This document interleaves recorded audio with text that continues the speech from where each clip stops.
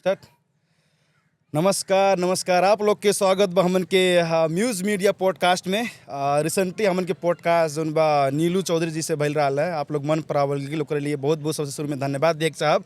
तो आज हमन के फिर शनिवार हो, हमन के रेगुलर जो हमन के पॉडकास्ट जोन बा हर एक शनिवार जो आवाला, तो आज भी हमन के पॉडकास्ट गुंडा चौराहा के म्यूज़ मीडिया के ऑफिस के बाहर खुला आसमान में हमन के जोन बा पॉडकास्ट होत बा। तो आज की पॉडकास्ट में हमन के जोन गेस्ट बाटे उनके जोन बा अब उनके तारीफ कहल जा कौन हिसाब से करल जा, हमन के वो शब्द भी नहीं बा। लेकिन ये हमन के इंतजार जोन बा बहुत दिन से इंतजार रहल है। ये पॉडकास्ट वहाँ के उसर के साथ शूट करे के हमन के युवा के एक इंस्पिरेशन कहे पड़ल, एक पत्रकारिता के इंस्पिरेशन कहे पड़ल। वहाँ के हमन के जोन बा वहाँ के साथ हम इंट्रोडक्शन आपके कराए चाहब।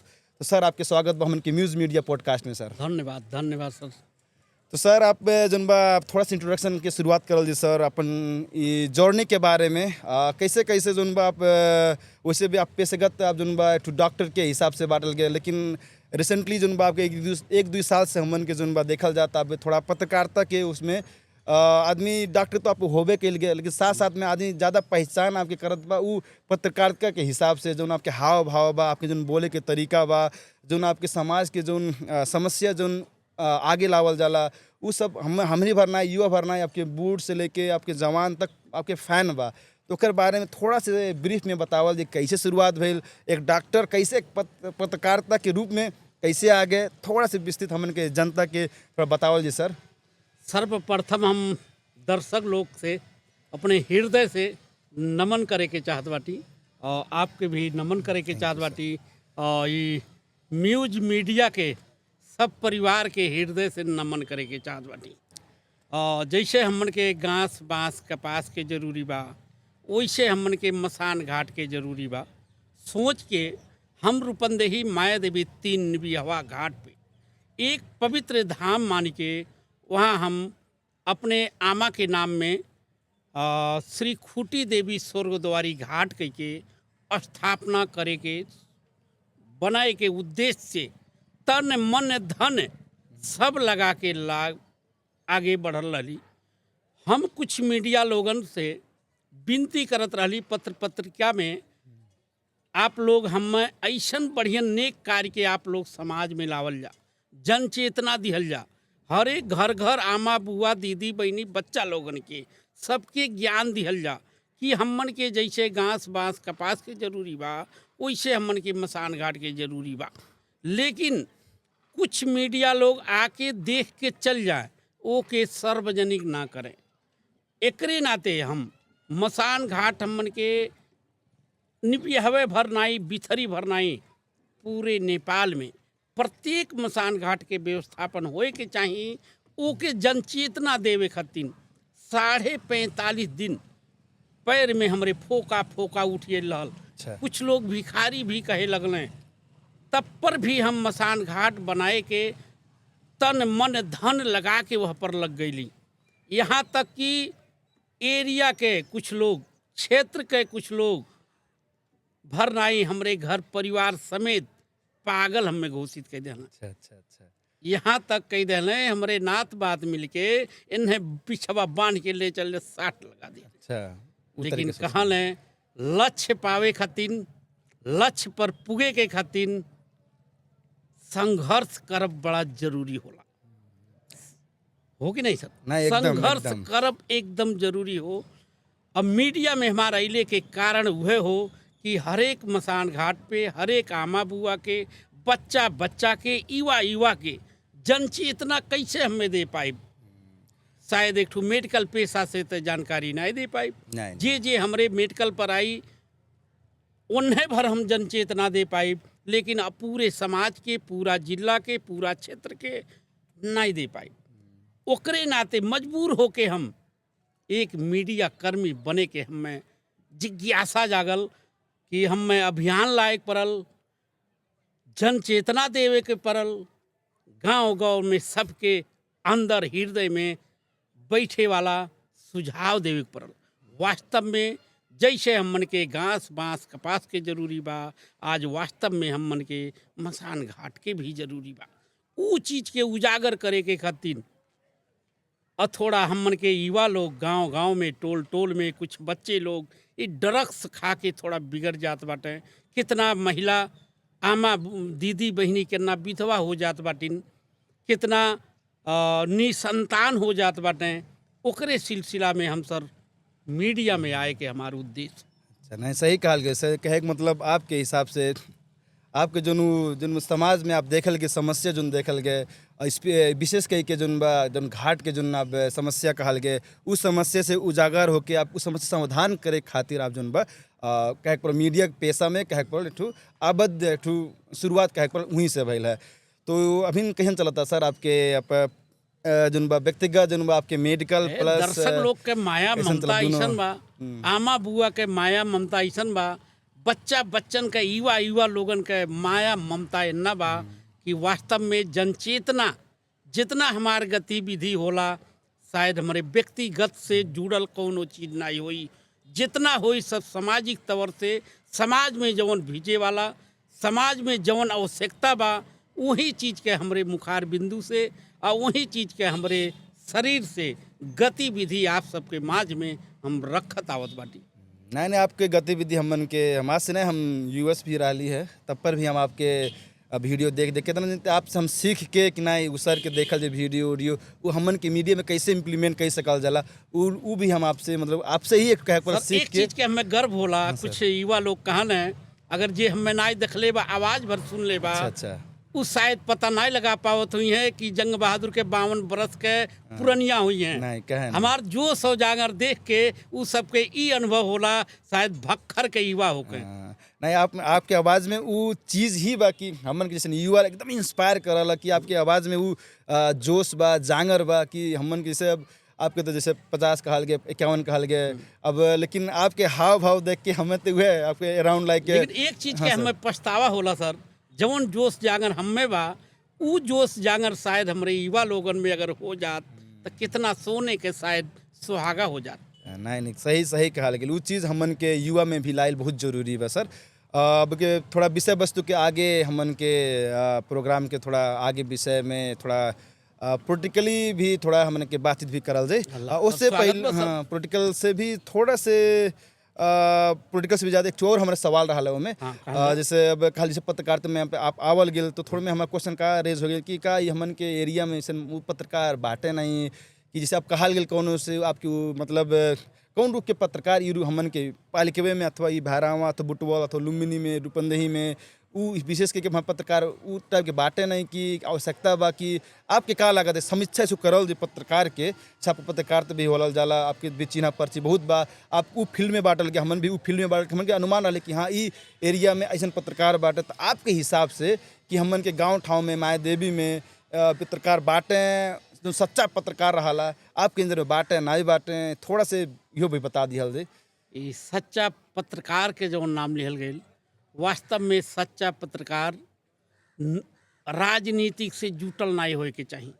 अगर कोनो पत्रकार अगर वो राजनीति से अगर जुटल बाटे तो ऐसा बंधन में बन जाइ हैं कि उनके पार्टी के कितनों बढ़िया काम कितनों बेकार काम करी हैं तो अच्छाई उन्हें दिखाई हैं और कितनों अच्छा करी हैं तो बेकार कितनों बेकार करी हैं तो बेकार कहीं नहीं पई हैं। वास्तविक पत्रकार हमारे नेपाल में होए के चाहिए तो एकदम शायद राजनीतिक से जुटल ना ही होए के चाहिए। हमार सिद्धांत हो अगर हम राजनीति से कोनो जुटल रहब हमार अगर कार्यकर्ता कोनो अगर गलत काम करी तो ओके हम उजागर नहीं कर पाई, इतना तक मजबूरी हो जाला। अगर हमारे नेपाल सरकार अगर ये ध्यान कर दे कि हर एक मीडिया वाले के हर एक पत्रकार के कोनो राजनीति से न जुटल रहे वैसन बनाए के हम नेपाल सरकार से विनम्र अनुरोध करे के चाहत बाटी।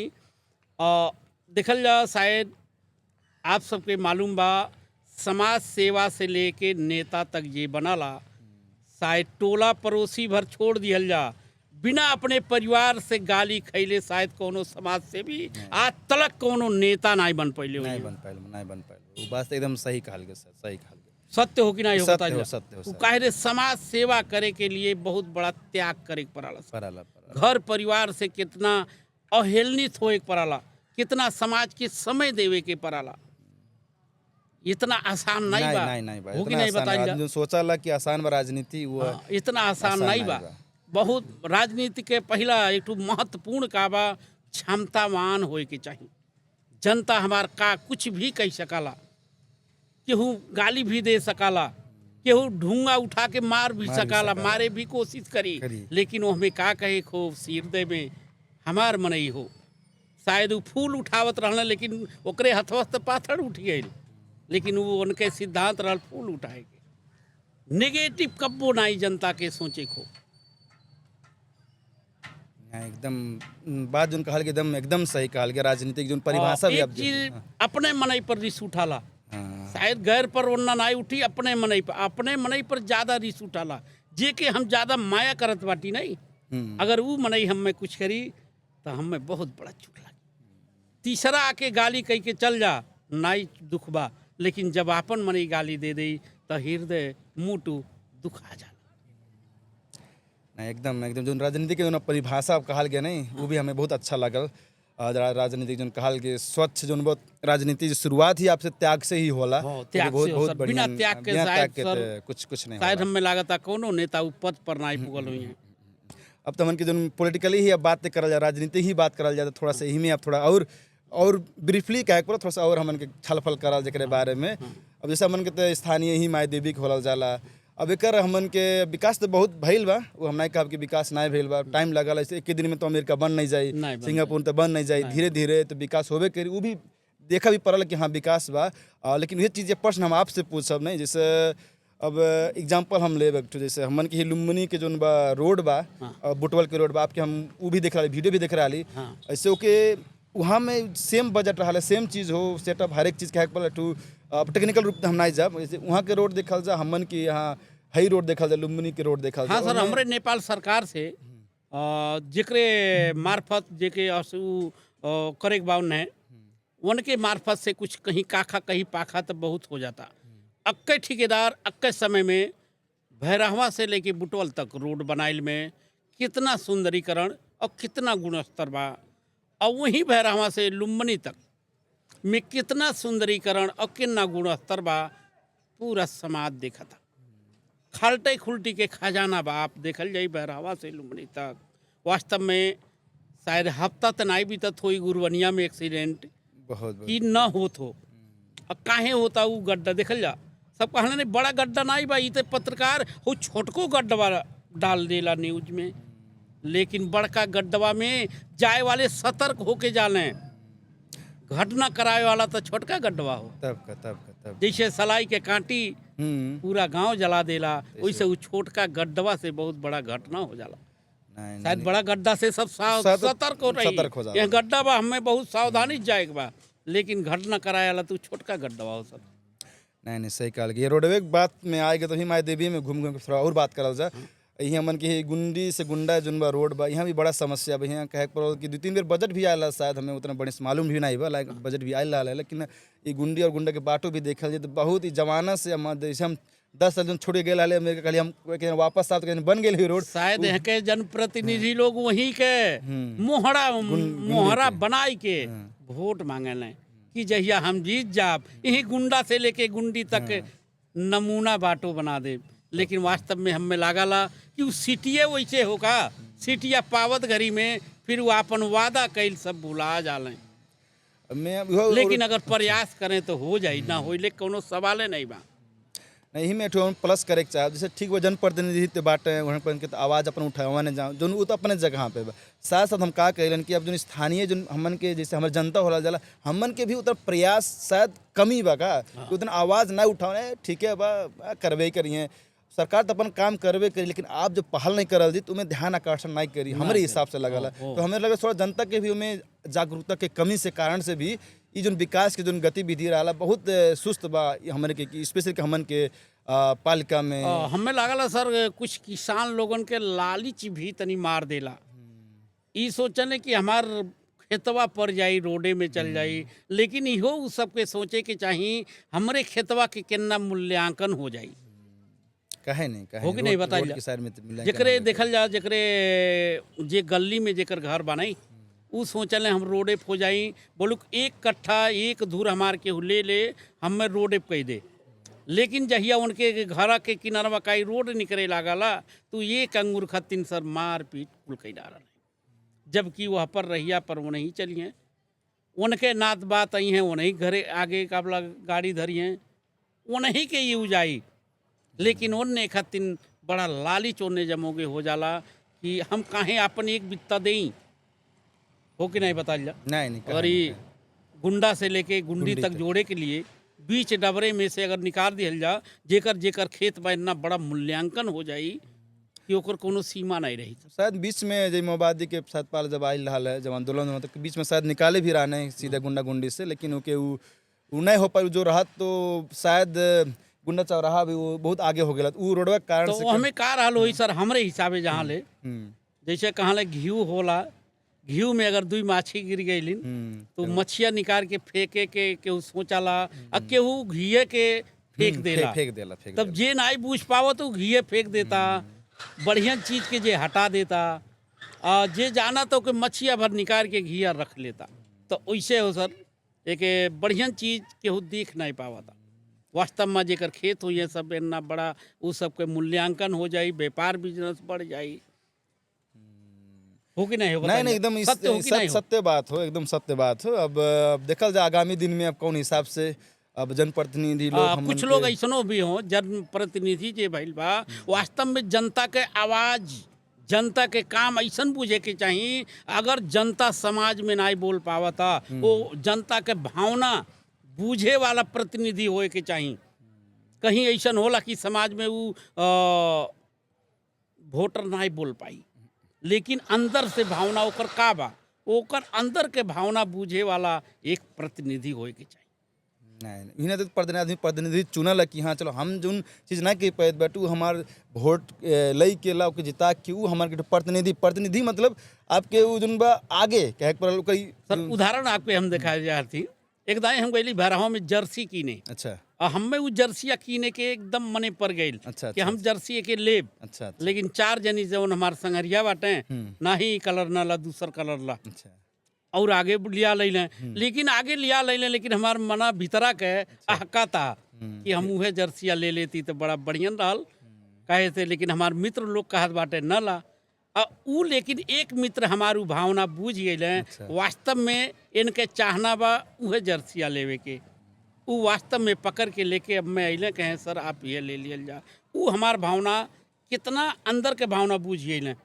तो वैसे शायद जनता के अगर भावना अगर जनप्रतिनिधि लोग बूझ जाएं तो शायद कोनो केहू के दुखे नहीं हो पाई, अब विकास में कोनो कमी नहीं हो पाई। नहीं अब इस तरह से जैसे जनप्रतिनिधि के बारे में बातें करल जाता है ना कि भावना जो बूझ जाए तो विकास मतलब रोक नहीं कोनो पाए। अब ही में हमारा 18% अब जोड़े मन लग गए। जैसा मन के तो माया देवी में लगभग आपके 8 पालिका वाड़ा कहे पड़ल बा, में हम गुनासो भी आयल बा ना जनता लोग से भी, वाड़ा अध्यक्ष लोग भी बाटो टाइम से शायद हो भी सकल, पर्सनल काम भी हो सकल, लेकिन रेगुलर शायद पालिका में मतलब वार्ड में नहीं बैठने के गुनासो भी बहुत आयल बा। इनमें अब कौन रूप से लिया जाता है? कितना जनता लोग जा वार्ड कार्यालय में एक घंटा बैठ के घूमे आवत बाटे, शायद कहीं उनके कुल प्रक्रिया हो जाता था, अध्यक्ष के सही बिना काम रुक जाता। बस अब कहते लेकिन ई नहीं होए के चाहिए, नहीं होए के चाहिए। इससे आपके जो पद मिलल बा ओके पद के जोन बा निर्वाह करल आपके जिम आपके जोन बा धर्म हो आपके। अब जनता आपके वोट दे के जितैले बा तो आपके वो आप एक कार्य सेवक एक सेवक होला जाला का उस चीज़ के। अब यही में बीच में और हम जोड़े के चाहब कि जैसे अब चल ठीक है इमरजेंसी कार्य हो गया ठीक बा, वाड़ा नहीं बांटे अपने जगह पे, कहूँ पर्सनल काम हो गया, पर्सनल काम होने के बाद में का वाला कार्य वाहक भी आदमी रख सकाला नहीं, वो भी हम 2-4 आदमी से गुनासो मतलब हम कोनो स्पेसिफिक के कोनो वाड़ा के यहाँ तक भी सर सुनले बाटी कार्यवाहक दूसरे के दे दी हैं कि हमें इमरजेंसी बा कहीं हम बाहर जात बाटी, लेकिन उन्हें देखल जाई उन्हें अपने घर ही पावल जाई उन्हें बस वो अपने गाँव ठाव में बाटे, लेकिन कार्यवाहक दूसरे के दहले बाटे, ओमें लिखित दहले बाटे हम जाती दवाई करावे, हम जाती भरमड़, हमें इमरजेंसी काम पर गई, लेकिन उन्हें देखल जाई वो अपने घर ही बाटे आए सराम करत बाटे, लेकिन कार्यवाहक दूसर के बा ना। ये सब होगा ये सब हमन के कहे मतलब अब आप भी मीडिया में बांटल के हमन के भी जोन बा समाज से भी कार्य कहे पर हमरो छोटा मोटा करल जाता, लेकिन ये सब हमन के उजागर कर हमन के ठूक कर्तव्य हो, धर्म भी हो। और अब इस साथ साथ हमन के भी ना हम सोचलें कि जनता भी वो जो समस्या बा तब बोले के एक ठू बोले के पड़ल का, जैसे बोलिए ना तब तो समस्या के हल नहीं होई कि नहीं। कैसे लगला जनता के तो उजागर होए के पड़ी। अब देखल जा अपन अधिकार कहल जाला आजकल मंगले नहीं मिलला, छीने के पड़ला, छीने के पड़ला होगी नहीं अपन अधिकार छीने। देखल गए लोग आप बनारस अयोध्या धाम में जौन बांदर लोग बाटे, शायद वो सब अगोरल नहीं हमें दे दा, छीन ले, शायद वो सब छीने के लग जाने होगी नहीं। बताओ एकदम कुछ नहीं पे है कूद के झोरवे लेके बग जाइए तब का तो अब ओकरे हिसाब से उ सब के का बाडर के नाते कि छीने न हमार पहले वो एक ठू दू ठू केरा फेंकत चल जाना, हल तू यहीं में बिजी रहा। नहीं एकदम सही एग्जाम्पल के दिहल के।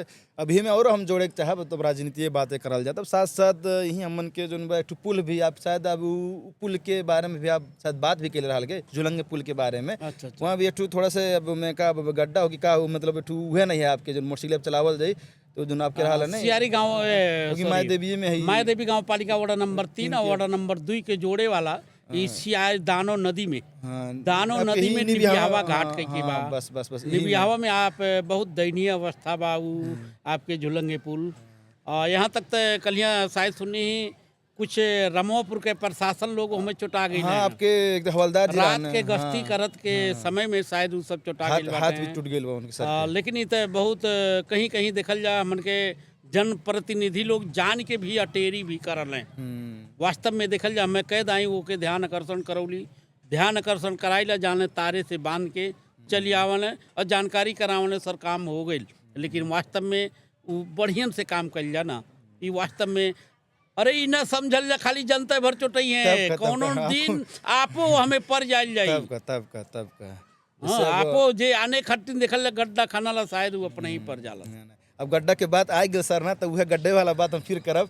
ये हमन के दानो नदी जोन बा और जोन निबियावे घाटे के बात करल जा, वो भी जोन बा माटी के बहुत और ओकर बाद माटी बहुत इलीगल कहे पड़ल, बहुत आदमी देखल, लेकिन तब पर सरकार भी जानल लेकिन ओकर चीज इलीगल हो लीगल हो का वो तो हम बढ़िया तो बता नहीं पाए। लेकिन तो आपके माटो के तस्करी हो गए, बालू के हो गए, ये बहुत दिन भर शायद करोड़ों के बालू वहीं घाट से निकला था। लेकिन वहीं घाट के विकास करे के लिए, वहीं घाट पर एक प्रतीक्षालय बनाए के लिए, वहीं घाट के एक व्यवस्थापन करे के लिए, एक पानी धारा के लिए जौने रास्ता से वहाँ घाट पर पुगल जाला वो रास्ता भी नहीं मजबूत बा। एकरे नाते जैसे अगर आप लोग 1 करोड़ के वहाँ से बालू निकालल जाता, 10 लाख खर्च कर दिया ना सर, 10 लाख में वो आपके रशिया मजबूत कहे नहीं।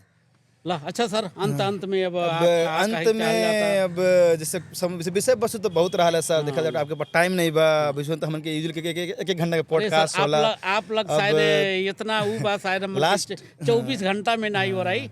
लास्ट में इतना गुनासो भी बा, इतना बहुत गुनासो बा, उपकार वाला भी काम बा। जैसे एक ठो हमारे लास्ट छूट बहुत इम्पोर्टेंट जो रहा है विषय वस्तु छूट गया है सर, ये ड्रग्स वाला के लास्ट में सर, कि कैसे हमन के कम कैसे सकल जाला, स्टॉपे कैसे जर के कैसे उखाड़ सकल जाला। ड्रग्स के जो समस्या बहुत ज्यादा बा सर। जो आप ड्रग्स वाला बात कहल गई, बहुत महत्वपूर्ण बात आज आप लेके आवल गई वास्तव में। लेकिन हमें लागत है ड्रग्स वाला जवन युवा लोग बिगड़त बाटे, सबसे बड़ा हाथ माई दादा के बा। अगर माई दादा चाह ले दिल से, शायद हमार बेटवा न बिगड़े पावे तो शायद ना बिगड़ी। बताई काहे, अगर केहू शिकायत लेके जाता टोला पड़ोसी गांव गढ़ी तोहार बेटुआ ड्रग्स खाता, तू का कहत बाटे देखला हा साबूत बा आप लग, वो लड़कवा और से गवाही देवे खत्तिन लड़े खत्तिन उनके माई दादा तैयार हो जाता। तब खुद उल्टे कहिए कि वो तोहार का जाता, तोहार का जाता, हमार बेटवा खाता, हमार बेटवा लावता। अगर सबसे बड़ा महत्वपूर्ण अगर माई दादा ध्यान दे दें तो शायद वो बेटवा बिटिया नहीं बिगड़ी है। अगर वो कोनो चीज कोनो दिन अगर खाका आवता ने, तुरंत पुलिस के बुला के एक दिन अपने थुनवा के ना ओके बच्चवा के, एक दिन थुनौले में तोहार तो कोनो बड़ा नहीं जाई। अपने बेटवा के अगर एक दिन थुना दे बाटा ने, सदा के लिए वो बेटुआ हमार स्वच्छ हो जाई। लेकिन हम ये लागत हमार बेटुआ कब पुलिस ले जाई, अरे बाबू न जनावा। लेकिन वास्तविक हो अपने बेटवा के सुधारे खातिर तो एक दिन अगर बुला के अपने बेटवा के प्रशासन के दे दा न, बिहान पहर देखल जा न सुधर गई बेटवा तो कहल जा। नहीं, लेकिन अब समाज चाहता कि सुधर जा, टोला पड़ोसी चाहता सुधर जा, गांव गढ़ी कहता सुधर जा, लेकिन माई दादा कहत बाटे काहे हमार बेटवा सुधरे। मेन तो भूमिका माई दादा की ही हो। अब वो सुधारे ड्रग्स की। ला के बेचत हो, लाखों लाख रुपया पावता, वहीं से घर खर्च उनके चलाता कितना जनी के कहू जनी के हम कहली नहीं, देखल नहीं, जा नहीं, कि हम एकदम सही बात जनचेतना कहली। देवे खातिर एक दिन निकल लाली, लेकिन जेकर लड़का हो वो नहीं कहत बाटे हमरे बेटा हुआ काहे कहत बाटा, होकरे बेटा हुआ कहा ने। अब बताइए अगर माई दादा सतर्क हो जाए, अपने लड़का के एक दिन प्रशासन के बुला के हाथे में दे दे, देखल जाए ना उस बयान पर वो नाव नहीं लिए हैं। नहीं तो एकदम सही कहा। सत्य हो कि नहीं बताइए। नहीं एकदम सत्य हो सर। आई होप जोन वीडियो देखा तो कम से कम ये वीडियो के थ्रू भी आपके जोन बा कुछ 2-4% जोन बा हाँ, एक नाते ड्रग्स के सुधार करे के लिए सबसे बड़ा हाथ माई दादा के बा। अगर माई दादा तैयार हो जाए, हम अपने बेटवा के देखल जा सुधारे के खत्तिन कहल जाता, मारे खत्तिन नाई कहल जाता। नहीं, नहीं, आप हऊ हमरे बच्चवा के मारल जाला, मार के आज पढ़ावे जाल जाला, नहीं पढ़े ना जाला, घिर्रा के ले जाल जाला, मार के ले जाल जा, काहे नाते हमार बेटुआ सुधर जा। लेकिन बेटुआ के सुधारे खातिर एक दिन प्रशासन के हाथ में दियल जा ना, ऑटोमेटिक सुधर जाई। ऑलराइट, सो हमन के जन बा अंत में कुछ कहे के चाहल जाता सर। आप हमन के न्यूज़ मीडिया में आवल गेल, आपके हम आभारी बाटी सर। आप आवल के हमके खुशी लगल, बहुत दिन के इंतजार जन बा कहे के पड़ल, हमन के ख़त्म भइल कि आज सर हमन के ही हमन के दरबार में पधारल गेल, हमन के मीडिया में पधारल गेल। आई होप आगे भी हमन की फिर मुलाकात होबे करी सर। तो अंत में कुछ हमन के जनता के कुछ कहे के चाहल जाता सर, खुला मंच बा कुछ कह सकल जाला। सबसे बड़ा तो हम आप सबके पूरे टीम के हृदय से धन्यवाद देवे चाहत बाटी कि ऐसन मीडिया मिले खातिर मीडिया में हमन के जनता दुई शब्द रखे खातिर शायद पहले सोर्स लगा के वह मीडिया तक जेकर पुगे मिलत रहल, जेकर बहुत बड़ा सोर्स रहे वह जाके मीडिया में दुई शब्द बोले के अवसर पावत रहल। जेकरे अंदर जिज्ञासा बा हम बोलब, लेकिन बोले के अवसर नहीं पावत रहल। इतना आज खुशी लागल आप सबके इ मधेश में आके, इतना दुर्गम क्षेत्र, आप गुंडी से आवल जा, कितना बड़ा ई दुर्गम क्षेत्र हो। यहाँ कौन ओर से रास्ता बा आप बतावल जाए? गुंडा चौक पर दुबियावा से नहीं आ पावल जाई, निबियावा से नहीं आ पावल जाई, 4 पहिया लेके पद यात्रा करत ऐसन दुर्गम क्षेत्र में। हम तो बहुत बड़ा हृदय से इतना खुशी हो गई कि आप इतना दुर्गम क्षेत्र में इतना भव्य और इतना लोकप्रिय मीडिया आप सब रखल गई बा। बहुत बहुत धन्यवाद सर। आप बहुत वास्तव में शायद आप हाईवे रोड में जो मीडिया बा के ना देखीला, एक ठू कमी कमजोरी ना दिखाए ऊपर के उनकी क्षमता बा। आप तो यहीं से बैठ के हर एक देश के, अपने जिला के, अपने गांव पालिका के, अपने वडा के, अपने गांव समाज के, अपने चौक में कितना बड़ा सुधार करे के लक्ष्य लेके आप लोग आगे चल जाता। बहुत बहुत हम पूरे टीम के सबसे बड़ा नमन करत बाटी आप सबके माता पिता के कि ऐसन होनहार युवा लोगन के आप लोग जन्म दियल गई बा। बहुत बहुत धन्यवाद सर। अब फिर मुलाकात हुई। अब दर्शक लोग आप लोग एक पटक अवश्य ये हमारे न्यू मीडिया के आशीर्वाद देत दिहल जाई, जरूर ये सब उजागर करिए। आप सबके हर एक हृदय के बाद जवन आपके भावना अंदर बा ऊ चीज़ के उजागर करके ये सब समाज में ले आवे आले हूँ। कहत हम ये सब के उन्नति और प्रगति के पशुपतिनाथ बाबा से प्रार्थना करे के चाहत बाटी। नमस्कार, धन्यवाद। Thank you. हो गया सर, एकदम बढ़िया भैले एकदम।